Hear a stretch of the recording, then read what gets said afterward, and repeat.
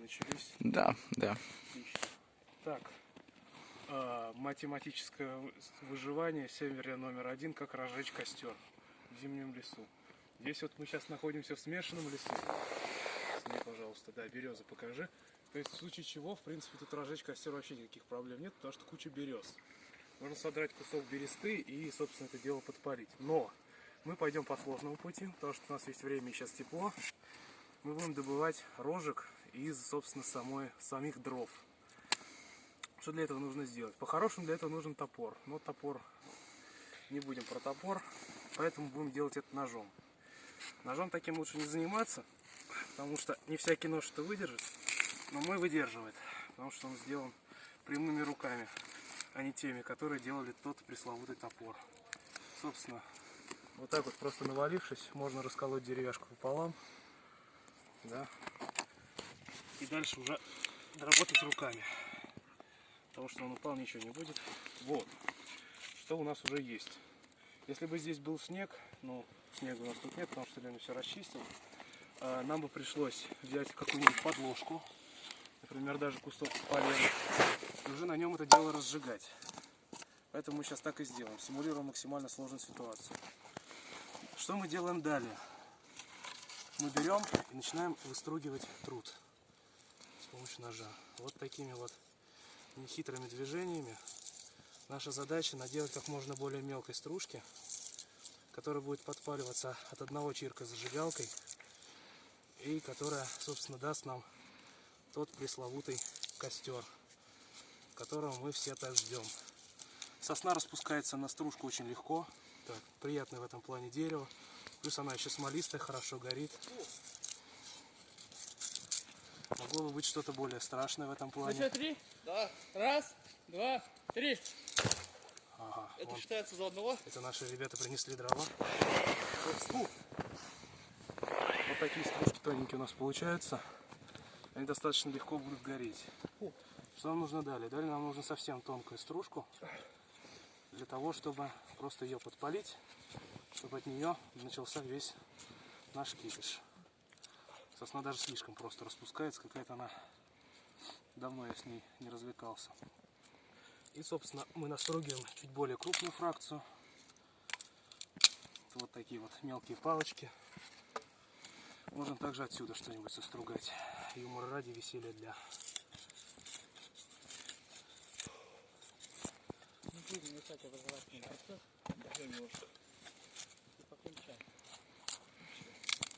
Вот так вот.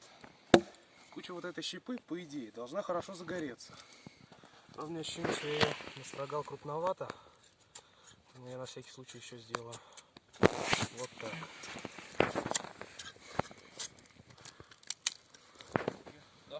Вот так вот. Если ваш нож не работает хотя бы так, значит у вас хороший нож. Ой, значит у вас плохой нож для леса. Вот хороший нож должен хотя бы вот так вот делать. Ну и все, собственно говоря, у нас есть подложка. Можем сюда положить что-нибудь второе. И вот уже на этом деле будем распаливать костер. Ножик я пока отложу. И там была моя зажигалка. Вот кого-нибудь есть зажигалка? Есть спички. Забыл ее заранее достать. Есть спички, бумага. Спички, бумага. Возьмем исключительно спички как источник огня. Кстати, спички в этом плане дело приятное, потому что их можно просто обложить вот этим трутом, да, и они будут хорошо гореть. Так вот. Вкладываем. Ну, попробуем поджечь. Хотя, по-моему, он толстоват.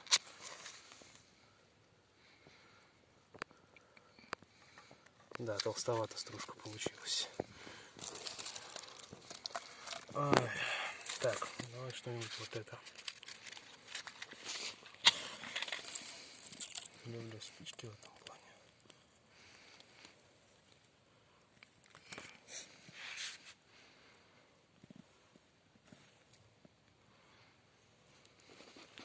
Что у нас получается, не получается, я не вижу. Ничего, ничего не получается. Потому что слишком толсто настругано. Значит, продолжаем. Нож слишком сильно берет сосну. Обычно стругается сильно меньше. Нужно делать это аккуратнее, видимо. Сейчас попробуем. Ведь, например, вот отсюда аккуратненький, тоненький слой деревья. Он прям ядрёно слои срезает. Вот. Теперь уже получше. Здесь уже можно видеть, какая тоненькая бумага получается. Все-таки хотелось бы зажигалку, господа. У кого-нибудь, может, есть она? Рождений. Собственно говоря, все. Теперь наша задача это дело немножко распушить, выложить вот сюда. И мы это дело будем поджигать. Не хотите испить коричневой воды? Давайте. У меня такое ощущение, что мы сырую сосну распотрошили. Либо я что-то не понимаю. Что я определенно не понимаю в этой жизни. Она тупо не горит. Ладно. Не отчаиваемся. В таких случаях можно пойти более простым путем. Взять бересту. Пока вырубай. Короче, решили гарантированно сухое полено распустить. Вот это вот. Кто давал такие гарантии? А? Кто давал такие гарантии? Ну, то, что оно расколото, определенно значит, что оно сухое. Потом будем надеяться, что оно загорится. Оно распускается вообще как доска, короче, из строймага.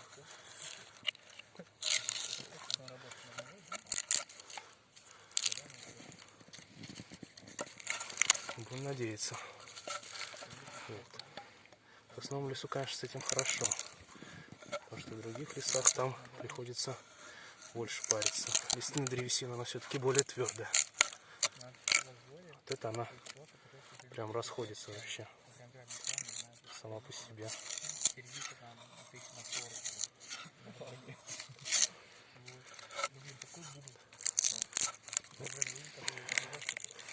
Будем надеяться, что хотя бы это загорится. Это действительно как-то интересно получается. Интересного формата обучения. О, вот так вот должна гореть сухая сосна. Таким вот факелом. То, что мы пытались поджечь, очевидно, было сырым.